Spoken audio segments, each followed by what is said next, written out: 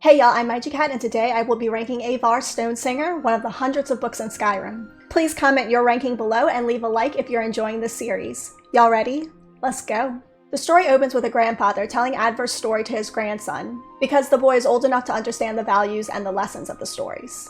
The grandfather tells a story of the very beginnings of the Skaal, at a time when there was peace and everything they needed was provided by the Allmaker. But soon the Skaal took the Allmaker's gifts for granted. So the adversary, who could take many forms, started to live among them. He took on the aspect of a man and became known as the Greedy Man. The Greedy Man announces that he has stolen the gifts of the Allmaker. The oceans, so the Skaal will be thirsty. The lands, the trees, and the sun, so they cannot grow crops. The beasts, so they will be hungry. And the winds, so they will have to live without the spirit of the Allmaker. He tells the Skaal that he was able to steal these gifts because the Skaal have grown fat and lazy. The Greedy Man then disappears. Each member of the Skaal makes excuses for why they can't go and reclaim the gifts. They all claim to be useful to the village, until a young man, Aevar, tells them he has yet a purpose to the village. So he will go, and if he dies, it will be no great loss. He leaves the village and the Allmaker speaks to him, giving him instructions on how to reclaim the gifts. He follows a hawker to a cave and reclaims the waters of life. He receives his namesake in the Cave of Hidden Music, where the Song of Earth has grown faint, but he strikes the rocks and the song grows louder. He heals a bear, who then protects him from the Falmer and reclaims the gifts of the beast. We learn that the Skaal believe that the Falmer are servants of the adversary. Once Aevar visits all the stones and reclaims all the gifts but one, he seeks out the Greedy Man to reclaim the final gift, the gift of the wind. Aevar finds a crooked house. The Greedy Man is there. Aevar grabs the Greedy Man's bag and tears it open. The winds are released and carry the Greedy Man away.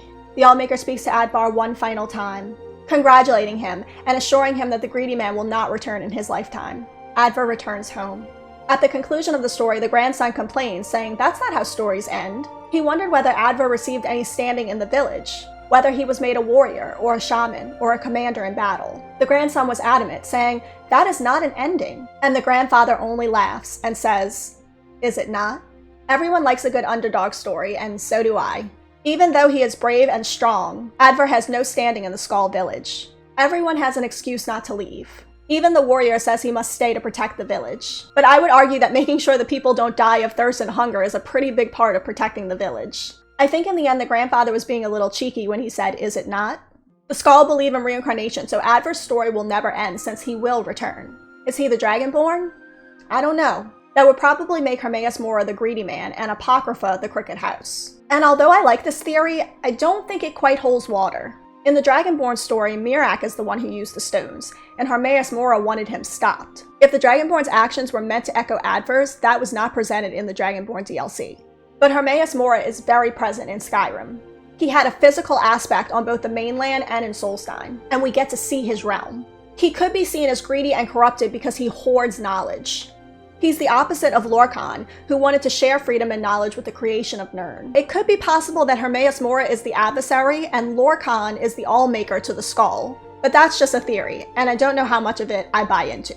That said, I definitely don't buy into the Dragonborn being the reincarnation of Aevar. Aevar has a selfless loyalty to his people, the Skaal. No one has to push him to protect his people or recover the gifts. The Dragonborn, on the other hand, has an entirely different purpose, and is pushed by Hermaeus Mora and Miraak into playing their games. And the Dragonborn doesn't have particularly strong ties to the Skaal, and isn't Skaal herself. And there are lots of theories on the Allmaker and the adversary. This is only one of them. My favorite part of the story is the ending, because it leans towards the thought of reincarnation. And even more importantly to me, my favorite afterlife theory. The thought that we will repeat our lives over and over again. To be reincarnated with the same goals and drives that we have now. And perhaps seeking the same loved ones that we lost to see again in a future story. I give Aevar Stone-Singer 4 sweet rolls out of 5. Thank y'all so much for watching, and remember to type in the comments which you would rate Aevar Stone-Singer. And if you liked the video, don't be afraid to subscribe. Bye y'all, and happy Saturalia!